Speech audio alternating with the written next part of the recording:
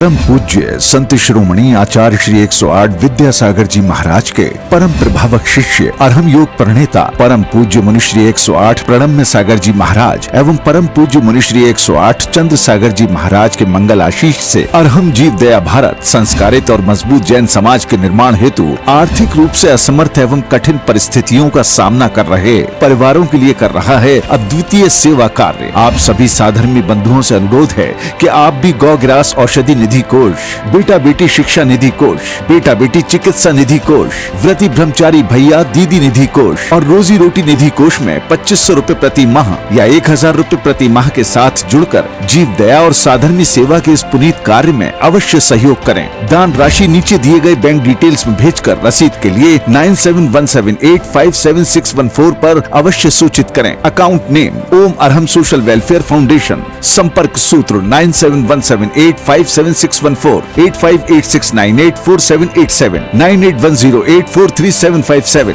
9810436940।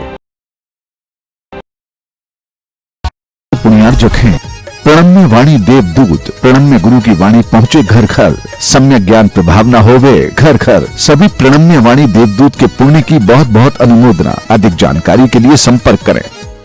गुरु चरणों में समर्पित गुरु भक्त परिवार USA।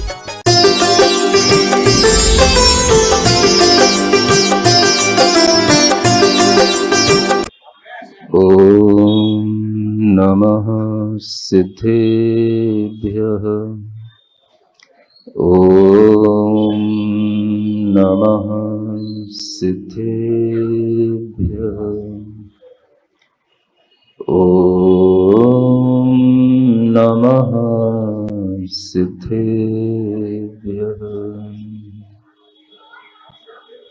ओकारं बिंदु संयुक्तं नित्यं ध्यायन्ति योगिनः।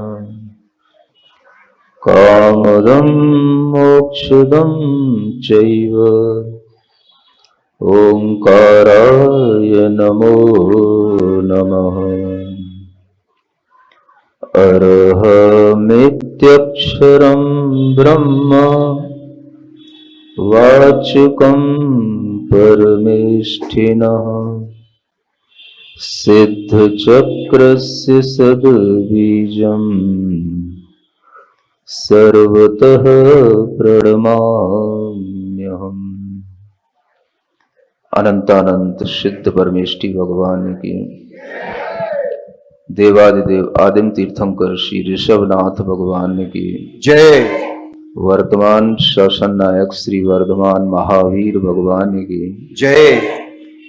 अष्टानिक नंदीश्वर महापर्व की जय। परम पूज्य आचार्य गुरुवर श्री विद्यासागर जी महाराज की जय। जय बोलिए अरहम योग प्रणेता परम पूज्य गुरुवर श्री प्रणम्य सागर जी महाराज की जय जय जय। संघ की जय जय जय। जयकारा गुरुदेव का जय जय गुरुदेव। जयकारा गुरुदेव का। नमोस्तु गुरुदेव नमोस्तु। आप सभी लोग अष्टानिक नंदीश्वर महापर्व की आराधना कर रहे हैं, जो अनादि अनिधन पर्व है, जिसे नंदीश्वर पर्व के रूप में ही मनाया जाता है और सभी शास्त्रों में इसका नंदीश्वर महापर्व के रूप में उल्लेख मिलता है। इस तरह की आराधना करने वाले भव्य जीव जब इस धरती पर स्थित अकृत्रिम जिनालयों की स्थापना करके अपने अपने नगर में, अपने अपने स्थानों में जो हमें दूर रहकर के भी दिखाई नहीं देते, ऐसे अकृत्रिम जिनालयों को जब हम अपने समक्ष किसी भी तरह से अपने कल्पना में लाते हैं तो इससे जीव तत्व की भी प्रतिपत्ति होती है और अजीव तत्व की भी हमें जानकारी मिलती है। आचार्य कुंद देव ने समयसार जैसे महान ग्रंथ में लिखा है, भूदत्थेणाभिगदा जीवा जीवाय पुण्य पावाय, आसव संवर निज्जर बंदो मोक्षो य सम्मतम। आप लोगों ने सम्यक्त के विषय भूत 7 तत्वों के बारे में सुना होगा, और उन 7 तत्वों में जब भी हम आपसे पूछते हैं तो आप जीव अजीव आश्रव बंद संवर निर्जरा और मोक्ष, इन 7 तत्वों के बारे में आप बताते हैं। जब हम आपसे पूछते हैं कि 9 पदार्थ होते हैं और वह 9 पदार्थों की जानकारी लेते हैं तो आप पुण्य और पाप को उसके बाद में जोड़ देते हैं। किंतु आपसे यहां पर एक कोई नई बात कहना चाहता हूं, आचार्य कुंद को दृष्टि में रखते हुए, कि जब हम जीव और अजीव को जान लेते हैं तो जीव और अजीव को जानने के बाद में आचार्य कुंद देव कहते हैं कि पुण्य और पाप को जानना चाहिए। उन्होंने 9 पदार्थों के इस क्रम में आश्रव संवर बंद निर्जरा ये सब बाद में रखा। जीव और अजीव के बाद में उन्होंने कहा, पहले अगर तुमने जीव समझ लिया अजीव समझ लिया तो अब पुण्य और पाप भी समझ लो, क्योंकि जीव की पहचान और अजीव की पहचान अगर हो सकती है तो वह पुण्य और पाप के माध्यम से ही हो सकती है। यूं तो धरती पर अनंत जीव हैं और उन अनंत जीवों का अनेक अनेक योनियों में अनेक अनेक पर्यायों में भ्रमण भी चल रहा है।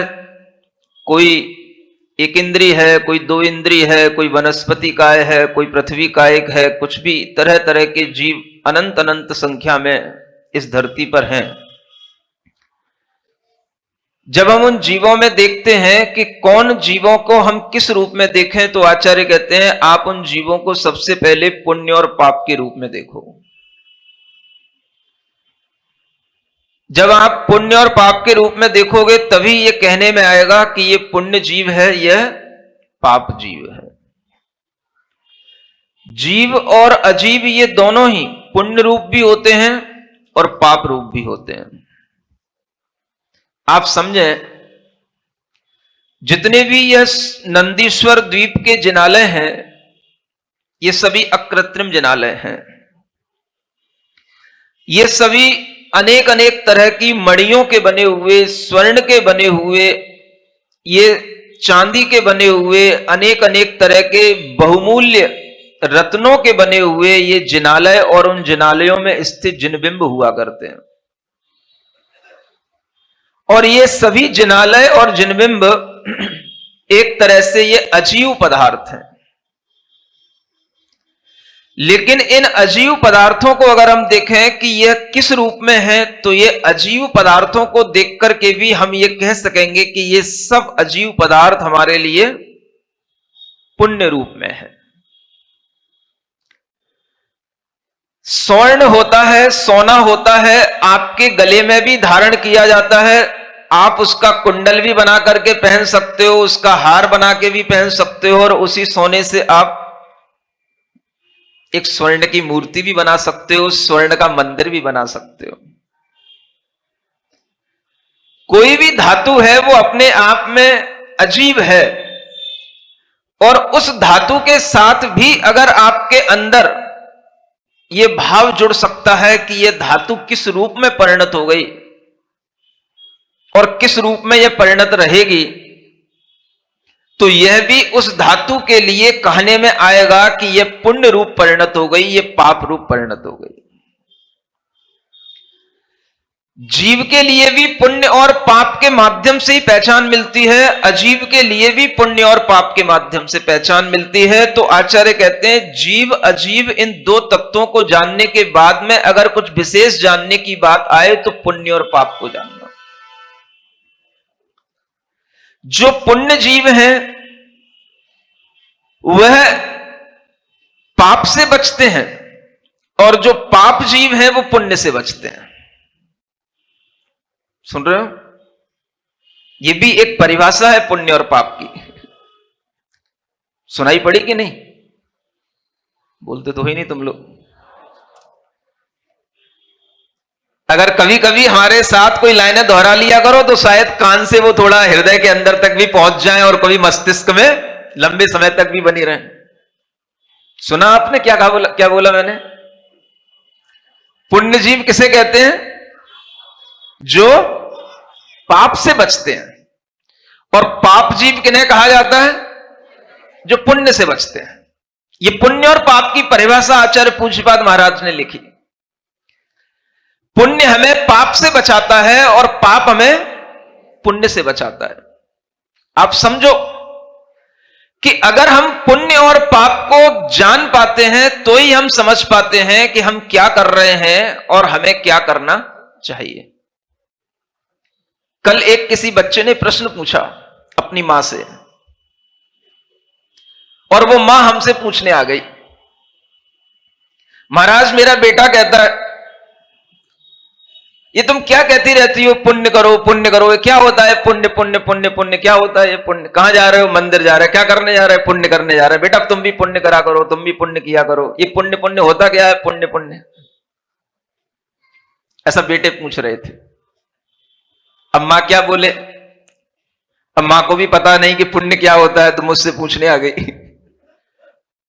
अब मेरी तो आदत है कि कुछ अलग से हमसे समझाया नहीं जाता और जो कुछ भी समझाने की बात आती है वो बस इसी मंच से आती है। तो जब एक बच्चे का प्रश्न किसी के लिए हो सकता है तो मैं समझता हूं यह प्रश्न अनेक बच्चों का हो सकता है, और जब ये अनेक बच्चों का प्रश्न हो सकता है तो उन अनेक माओं को समझाना पड़ेगा जो अपने अनेक बच्चों को समझा पाए। इसलिए आपको इस मंच से बता रहा हूं, जीव और अजीव के आगे अगर थोड़ा सा भी हम बढ़ते हैं तो हमें पुण्य और पाप के माध्यम से ही उस जीव और अजीव का ज्ञान होता है। इसलिए पुण्य और पाप पदार्थों को जानने के लिए आचार्य कुंदकुंद, आचार्य पूज्यपाद, समंतभद्र सबने कहा और अनेक अनेक आचार्यों ने अनेक अनेक तरह से इसकी व्याख्या की, इसका अलग अलग तरह से वर्गीकरण किया। किसी ने कहा जो सम्यक दृष्टि हो गया वो पुण्य जीव हो गया, चौथे गुण स्थान से पुण्यात्मा जीव हो जाते हैं, बाकी नीचे के सब पाप जीव हो जाते हैं। यह भी एक परिभाषा है। दूसरी परिभाषा में आपको जो बता चुका वो भी है कि जो पाप से बचे वो पुण्यात्मा जीव है और जो पुण्य से बचे वो पापात्मा जीव है। दूसरी परिभाषा यह भी है। अब बच्चों को ये दोनों परिभाषाओं में से कोई परिभाषा समझ में आ जाए मुझे नहीं लगता। क्या समझ में आएगा बच्चे को? ना वो सम्यक दर्शन जानता है, ना मिथ्यात्व गुण स्थान जानता है। उसे क्या समझ आएगा कि सम्यक दृष्टि जीव पुण्य जीव होते हैं? होते होंगे कहीं कोई दूसरे अंतरिक्ष में, कहीं किसी दूसरे स्पेस में, कहीं कहीं किसी दूसरे प्लैनेट पे होते होंगे, ऐसा सोचेगा वो। क्या उसके लिए समझ में आएगा कि पुण्य आत्मा जीव पाप से कैसे बच सकता है और पाप जीव पुण्य से कैसे बच सकता है? ये भाव भी उसके लिए समझ आए या ना आए, लेकिन अगर किसी को पुण्य और पाप समझाना है तो हम कैसे समझाएं इसको? पुण्य क्या है? जिसके माध्यम से आपका जीवन सुखमय बना हुआ है और आप उसी के कारण से सुखी हो। अगर आज आप ये बात कह पा रहे हो कि पुण्य पुण्य क्या होता है, इतनी जो मुंह से बोली निकल रही है, इतना अगर ज्ञान भी आ रहा है तो ये भी पुण्य से ही आ रहा है बेटा। उन गूंगे लोगों को जाकर के देखो, उन विकलांग बच्चों को जाकर के देखो, उन विक्षिप्त बच्चों को जाकर के देखो, उन अनेक पागल खानों में रहने वाले मनुष्यों को जाकर के देखो, तब समझ में आएगा कि जो मनुष्य होकर के भी बोल नहीं पा रहा है, और बोल रहा है तो कुछ का कुछ बोल रहा है, विक्षिप्त है, दिमाग सही काम नहीं कर रहा है, खाने पीने की क्रियाएं भी अपने हाथ से नहीं कर पा रहा है, समय पर कैसे बोलना, कैसे उठना, क्या पहनना, क्या अपने शरीर की क्रियाएं करना, वो भी नहीं कर पा रहा है, जबकि वह भी एक मनुष्य है। बेटा, ऐसे मनुष्यों को जब जाकर के देख लोगे ना, तब तुम्हें समझ में आएगा कि पुण्य क्या है और पाप क्या है। ऐसे बेटों को ऐसी जगहों पर ले जाकर के दिखाना, बेटा देखो इसे कहते हैं पाप, और तुम जो घर में शान और शौकत के साथ रह रहे हो बेटा, इसी का नाम है पुण्य। जिससे तुमको ये बातें आ रही हैं, ये तुम्हारा पुण्य है, जिसके कारण से तुम ये कह पा रहे हो कि पुण्य क्या होता है। अगर समझना है तो उन गरीबों को जाकर के देखो जो धन से तन से दरिद्र हैं, अनेक प्लेटफॉर्म पर पड़े हुए उन लोगों को देखो जिनके पैर नहीं है, किसी की आंखें नहीं है, उनको जाकर के देखो बेटा, इसका नाम है पाप। और जो तुम शान से अच्छे अच्छे कपड़े पहन करके सोफा सेट पे बैठ करके टीवी देखते हुए रसगुल्ले खा रहे हो बेटा, इसी का नाम है पुण्य। ये समझाओ, और क्या समझाया जाएगा।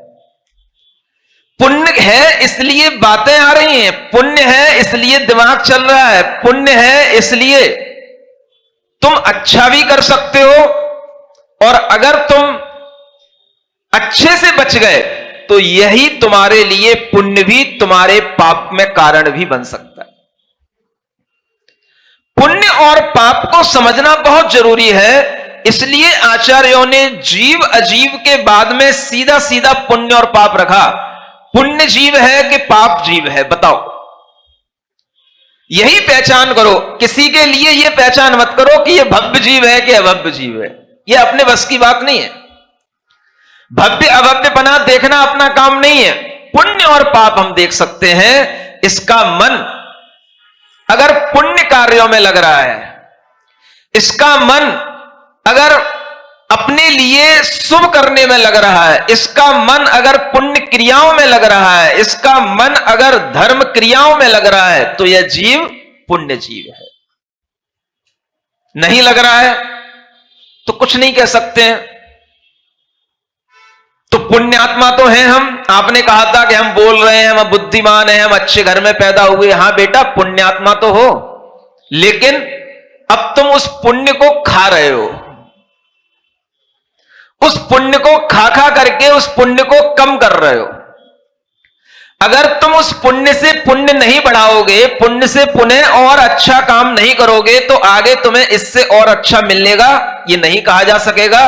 क्योंकि अगर तुम इस पुण्य के अहंकार में आकर के फिर से तुम वही गलत करोगे, वही पाप करोगे और वही काम करोगे जो नहीं करना चाहिए, तो तुम्हें फिर वह जो पुण्य मिला है वो सब तुम्हारा धीरे धीरे चुकता चला जाएगा। जो तुम्हारे पास में अर्जित है वो धीरे धीरे खत्म होता चला जाएगा। और वह एक स्थिति आ जाती है जब अचानक से किसी भी तरह का दुख आ जाएगा, तब कहने में आएगा बेटा, तुम्हें समझ भी नहीं आएगा कि कब हमारे सामने कौन सा दुख आकर के खड़ा हो गया। और जब तुम्हारी आंखों में आंसू आ जाएंगे, जब तुम किसी अभाव के कारण से रोने लग जाओगे, तब तुम्हें समझ में आएगा बेटा, इसी का नाम है पाप। इसलिए यह जानने की कोशिश करो कि पुण्य और पाप क्या होता है। जो धर्म क्रियाएं हैं ये हमारे पुण्य को बढ़ाने वाली हैं। ये पुण्य बढ़ाने के साथ साथ इस जीव को पुण्यात्मा बनाने वाली हैं। जीव भी उसके कारण से पुण्यात्मा कहलाता है, जीव भी पुण्य स्वरूप कहलाता है। इसलिए जो लोग इन पर्व के दिनों में इस तरह से भगवान की आराधना करने बैठे हैं, इस तरह से भगवान के समक्ष दर्शन पूजन करने बैठे हैं, उनके लिए तो शास्त्र और सिद्धांत की दृष्टि से मैं गारंटी से कह सकता हूं, ये सब पुण्यात्मा जीव हैं। बाकी के महाराज हम कुछ कह नहीं सकते, किसी के बारे में कुछ गलत बोलना अच्छा नहीं है। वो पुण्यात्मा भी हो सकते हैं और कुछ अलग भी हो सकते हैं, उसकी नियामकता नहीं बनती, लेकिन यहां जो बैठे हैं उनकी नियामकता बनती है। इतना मैं गारंटी के साथ कह सकता हूं, और यही न्याय कहता है। न्याय में नियामकता इसी रूप में बनती है कि अगर आप धर्म के साथ में हो तो आप धर्मात्मा हो, पुण्य क्रियाओं के साथ में हो तो पुण्यात्मा हो, और पुण्यात्मा जीवों का ही किसी ना किसी तरीके से गुणानुवाद किया जाता है। भगवान के जितने भी गुण हैं वो सब पुण्य गुण कहलाते हैं, पुण्य गुणोत्कीर्ते हैं। हे भगवान, आपके पुण्य गुणों का कथन करना उस जीव को भी पुण्यात्मा बना देता है जो आपके पुण्य गुणों का बखान करता है। तो भगवान का जो तीर्थ है वो भी पुण्य तीर्थ है। वर्धमान स्तोत्र में पढ़ना कि भगवान के तीर्थ को भी पुण्य तीर्थ कहा गया है, और जो उस पुण्य से द्वेष रखते हैं वो भगवान के तीर्थ की महिमा कभी भी जान नहीं सकते हैं, क्योंकि तीर्थंकर नाम कर्म का उदय पुण्य के उदय से ही होता है, और वह सबसे बड़ी पुण्य प्रकृति है, और उसी पुण्य प्रकृति के कारण से तीर्थ चल रहा है। इसलिए उस वर्धमान स्तोत्र में लिखा है, बने पुण्य के द्वेषी उनको तब महिमा का ज्ञान कहां। जो पुण्य के द्वेषी बने हुए हैं, हे भगवान, वे आपकी महिमा का ज्ञान कहां कर सकते हैं। भगवान के तीर्थ का ज्ञान करना, इस तीर्थ परंपरा को आगे बढ़ाने का ज्ञान करना, और इस तीर्थ में कितने महिमावान स्त्री पुरुष हो गए हैं उनका ज्ञान रखना, यह सब पुण्य के माध्यम से होता है, और पुण्यात्मा पुरुषों का ही बखान किया जाता है। बड़े बड़े आचार्यों ने बड़े बड़े महापुरुषों का नाम उल्लेखित किया है अपने शास्त्रों में। किस कारण से? उन्होंने कोई ना कोई अगर पुण्य के कार्य किए हैं तो वह उल्लेखित हो जाते हैं शास्त्रों में। ऐसे अनेक राजा और अनेक रानियों के नाम सम्यक दर्शन आदि अंगों में आपने पढ़े होंगे, और अनेक तरह के उन राजा रानियों के नामों की उल्लेख बड़े बड़े आचार्यों ने किए। क्यों किए? क्या किया उन्होंने? बोलो तो। आप कहोगे महाराज पुण्यात्माओं का उल्लेख है तो पापात्माओं का भी तो उल्लेख है, पापी जीवों का भी उल्लेख है, और जो अतिशय पुण्यवान जीव हुए उनका भी उल्लेख है। उल्लेख दोनों का है। तो फिर अब आप सोच लो क्या करना है आपको, और जो भी करना वो फिर अच्छे लेवल पे करना। नहीं समझ में आ रहा है? नाम तभी लिखा जाएगा आपका। अब मैं आपको चॉइस दे रहा हूं, क्योंकि आपसे जबरदस्ती करने का तो मुझे कोई हक है ही नहीं। ज्ञान ही दे सकता हूं, विचार ही दे सकता हूं। तो जो भी करना आप एक्सट्रीम लेवल पे करना। पुण्य भी करो तो अच्छे लेवल पे करो, और पाप भी करना तो अच्छे लेवल का करना। छोटा मोटा पाप क्या करना है? ऐसा पाप करना जिससे कि वो पापी का नाम भी कम से कम शास्त्रों में लिखा जाए। क्योंकि आचार्य समंतभद्र महाराज ने पापी जीवों के भी नाम लिखे, जो हिंसा पाप में प्रसिद्ध हुआ, झूठ पाप में प्रसिद्ध हुआ, परिग्रह पाप में प्रसिद्ध हुआ, उनके भी नाम लिखे हैं। धनश्री सत्य घोषौच, और उनके भी नाम लिखे। जो पुण्यात्मा जीव हुए, रेवती रानी के नाम लिखे, समझ आ रहा है? अनंतमती के नाम लिखे, और भी जिन्होंने महती प्रभावना के काम किए उन रानियों के भी नाम लिखे। आपको पता है कि नहीं पता है? आप सोचोगे कि इस तरह के नाम बहुत पहले कहीं चतुर्थ काल में हो गए होंगे, ऐसा भी नहीं है। ये सब पंचम काल में होने वाले लोगों के भी नाम हैं, क्योंकि राजा श्रेणिक हुए, अनेक तरह के और भी ये जो राजा आदि हुए, उद्दायन राजा आदि, ये सब उन्हीं राजा चेटक के समय पर होने वाले, ये सभी पंचम काल के ही लोग थे, और इनके नाम लिखे गए। आप सोचो पंचम काल में भी आचार्यों ने उन पुरुषों के नाम लिखे जो प्रसिद्ध हुए किसी ना किसी तरीके से। चंद्रगुप्त मौर्य हैं, उनका नाम भी लिखा गया। वो सब कौन से काल में हुए? इसी पंचम काल में। और वह चंद्रगुप्त मौर्य के ऊपर एक बहुत अच्छा उपन्यास शैली में एक ग्रंथ लिखा गया, और उस चंद्रगुप्त मौर्य के माध्यम से लोगों के अंदर यह ज्ञान आता है कि अगर हम चंद्रगुप्त के जीवन को जानेंगे तो सही ढंग से जानने का ज्ञान होगा, तो वह तभी होगा जब हम उसको सही ढंग से पढ़ेंगे। चंद्रगुप्त दासी पुत्र थे कि क्षत्रिय पुत्र थे, ये सब आपके बीच में जो अनेक तरह की जानकारियां आती हैं, उनमें अगर आप बच्चों को सही ज्ञान नहीं देंगे तो बच्चे कभी सही जानकारियों से जुड़ नहीं पाएंगे। इसलिए बच्चों को अच्छी चीजें पढ़ाओ, अच्छी चीजें सुनाओ, अच्छे उन्हें उपदेश सुनाओ और अच्छी उन्हें ज्ञान की बातें भी बताओ। और अगर वो कभी ज्ञान की बातें अपने पुण्य से करें तो उनकी बातों का सही समाधान भी करो। पुण्य और पाप की कहानी हमेशा चलती है और यह पुण्य और पाप ही है जो हमें अमर भी बना देता है और हमें मरा हुआ भी बना देता है। अगर आपके जीवन में पुण्य नहीं है तो मरे हुए की तरह हैं, और जीवन में पुण्य है तो हम अमर होते चले जा रहे हैं। पुण्य और पाप का एक ऐसा संबंध है जो हर जीव के साथ चलता है, और पुण्य और पाप का ही सबसे ज्यादा लेखा जोखा सामने दिखाई देता है। जीव जितने भी दुखी सुखी दिखाई दे रहे हैं, किसके कारण से? सब पुण्य और पाप के कारण से दिखाई दे रहे हैं। आज आप यहां पर बैठे हो, अच्छे ढंग से बैठ पाओ, 4 घंटे 6 घंटे बैठ करके आराधना कर पाओ, ये पुण्य के उदय से ही संभव होता है, पाप के उदय से नहीं होता। कई लोगों को ऐसी बीमारियां हो जाती हैं जिन्हें हर आधा घंटे में खड़ा होना पड़ता है, उठ के जाना पड़ता है या टॉयलेट जाना पड़ता है। उनके लिए कभी भी इस तरह की आराधना घंटों घंटों बैठ के नहीं हो सकती, भले ही वो अच्छे कुल में जन्म लिए मनुष्य हैं। सुन रहे हो? अब समझ में आता है कि पुण्य क्या होता है, पाप क्या होता है। यहां बैठ करके हम उस पुण्य को सराहें जो उस पुण्य का हम उपयोग आज ऐसे काम में कर रहे हैं जिससे हमारा यह पुण्य आगे के समय में अक्षय पुण्य बनता चला जा रहा है, और यह हमें अक्षय निधि को प्राप्त कराने वाला पुण्य है। जब हम शास्त्रों में पढ़ते हैं तो सम्यक दर्शन के साथ भी इन्हीं पुण्य आत्माओं की प्रशंसा की जाती है, जिन्होंने जिन धर्म की प्रभावना की हो, जिन्होंने ऐसे नंदीश्वर की महिमा का हमेशा अपने जीवन में संचार किया हो।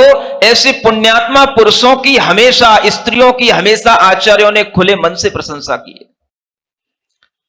सम्यक दर्शन के 8 अंगों में सबसे बड़ा अंग कौन सा है? पढ़ते लिखते हो कि नहीं?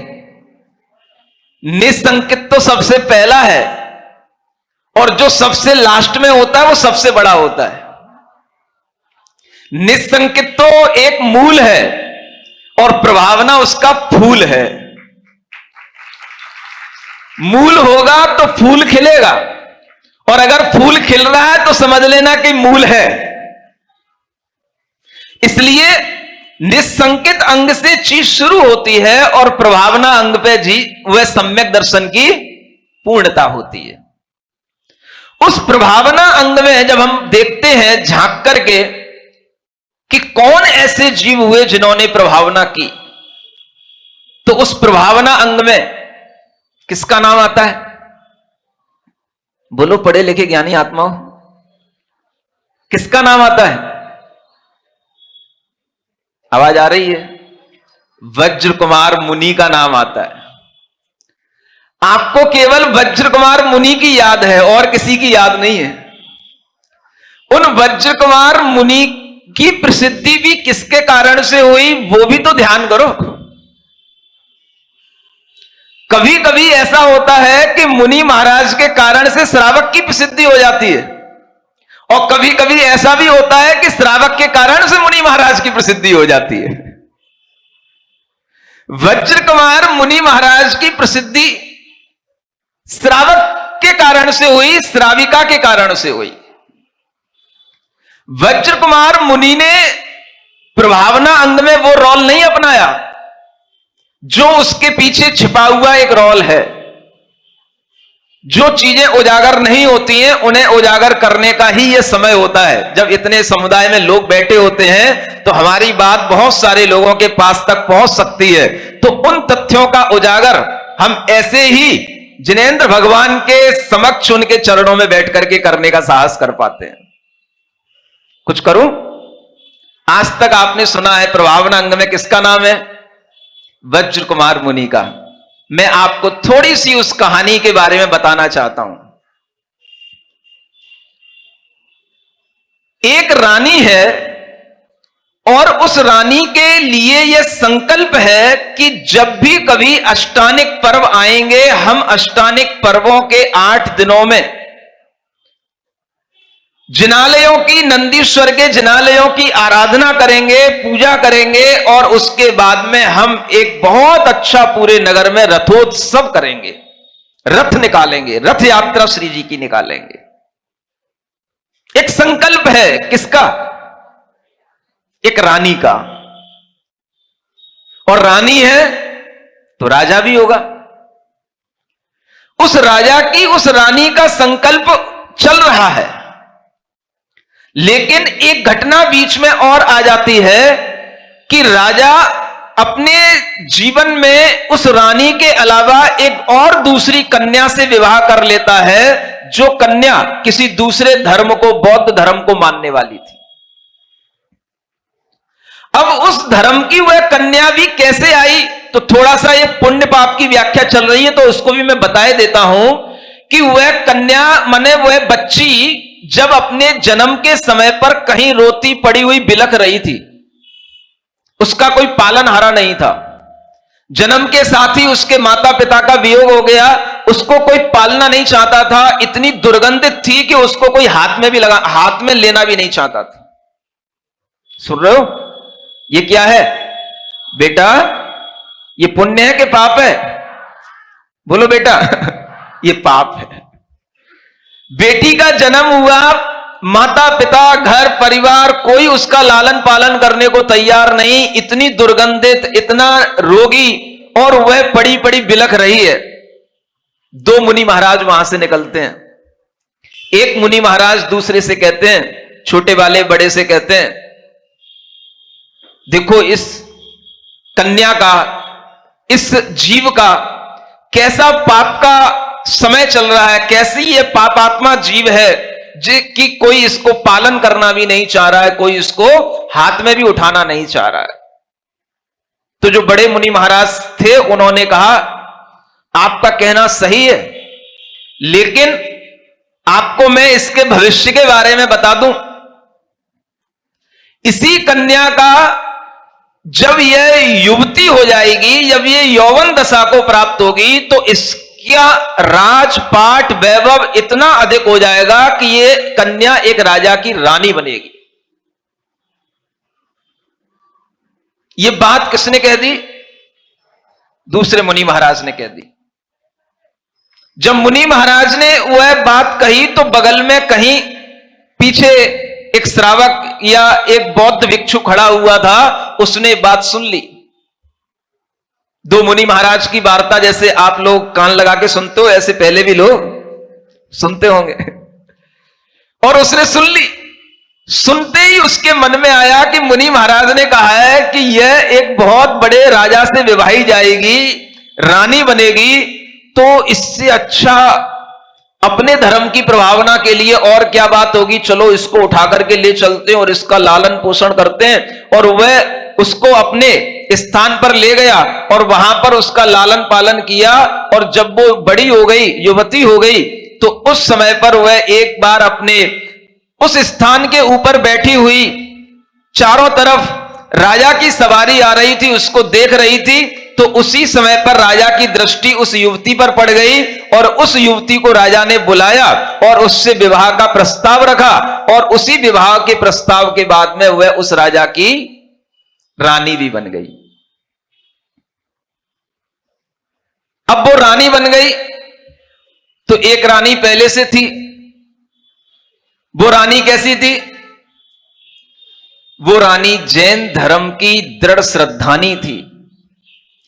और ये दूसरी रानी आ गई और ये रानी बिल्कुल ही विपरीत आ गई।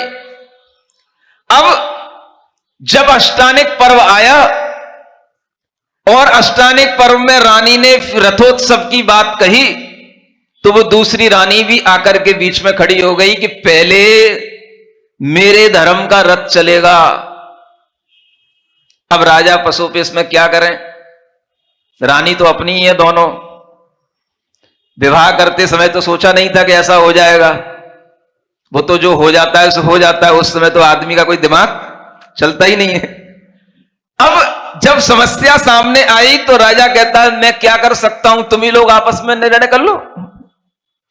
मेरे लिए तो दोनों के लिए छूट है, जिसको जिसको पहले निकालना हो निकाल लेना। लेकिन वह पहली वाली रानी कहती है नहीं, पहले रथ तो जिनेंद्र भगवान का निकलेगा, क्योंकि यह रथ पहले से निकलता आ रहा है और हर अष्टानिका में मैं रथोत्सव करती आ रही हूं। इसमें किसी भी तरह की कोई अड़चन अगर आएगी तो मैं अन्न जल का त्याग करके मरण स्वीकार कर लूंगी, लेकिन कभी भी धर्म की आराधना में कमी आए और भगवान जिनेंद्र देव की प्रभावना में कमी आए, यह कभी स्वीकार नहीं कर सकती।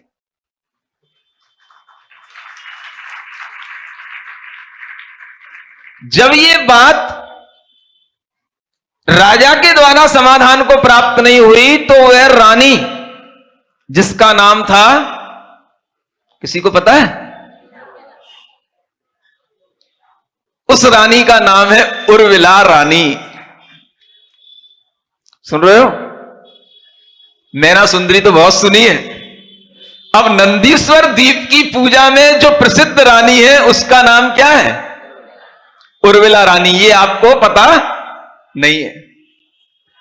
और वह उर्विला रानी जब अपने मन में विचार कर लेती है तो उसे कुछ समझ नहीं आता है, तो उसे पता पड़ता है कि हमारे नगर में एक मुनि महाराज विद्यमान है, विराजमान है, तो वह अपनी समस्या लेकर के उनके पास जाती है।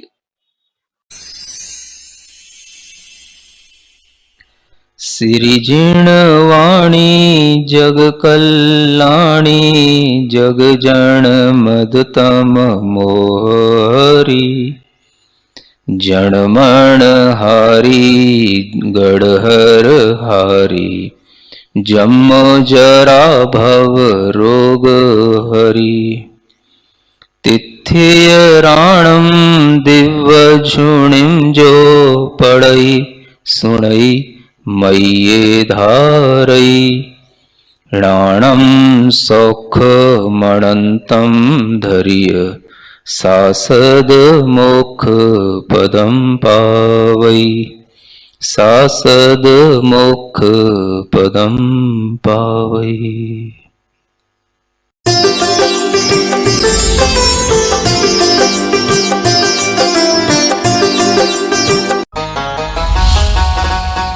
इस कार्यक्रम के पुण्यार्थ जब थे प्रणम्य वाणी देवदूत, प्रणम्य गुरु की वाणी पहुंचे घर घर, सम्यक ज्ञान प्रभावना होवे घर घर। सभी प्रणम्य वाणी देवदूत के पुण्य की बहुत बहुत अनुमोदना। अधिक जानकारी के लिए संपर्क करें।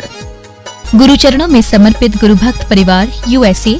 परम पूज्य संत शिरोमणि आचार्य श्री 108 विद्यासागर जी महाराज के परम प्रभावक शिष्य अरहम योग प्रणेता परम पूज्य मुनिश्री 108 प्रणम्य सागर जी महाराज एवं परम पूज्य मुनिश्री 108 चंद्र सागर जी महाराज के मंगल आशीष से अरहम जीव दया भारत संस्कारित और मजबूत जैन समाज के निर्माण हेतु आर्थिक रूप से असमर्थ एवं कठिन परिस्थितियों का सामना कर रहे परिवारों के लिए कर रहा है अद्वितीय सेवा कार्य। आप सभी साधर्मी बंधुओं से अनुरोध है कि आप भी गौग्रास औषधि निधि कोष, बेटा बेटी शिक्षा निधि कोष, बेटा बेटी चिकित्सा निधि कोष, व्रती ब्रह्मचारी भैया दीदी निधि कोष और रोजी रोटी निधि कोष में 2500 रूपए प्रति माह या 1000 रूपए प्रति माह के साथ जुड़कर जीव दया और साधर्मी सेवा के इस पुनीत कार्य में अवश्य सहयोग करें। दान राशि नीचे दिए गए बैंक डिटेल्स में भेजकर रसीद के लिए 9717857614 पर अवश्य सूचित करें। अकाउंट नेम ओम अरहम सोशल वेलफेयर फाउंडेशन। संपर्क सूत्र 9717857614 8586984787 9810843757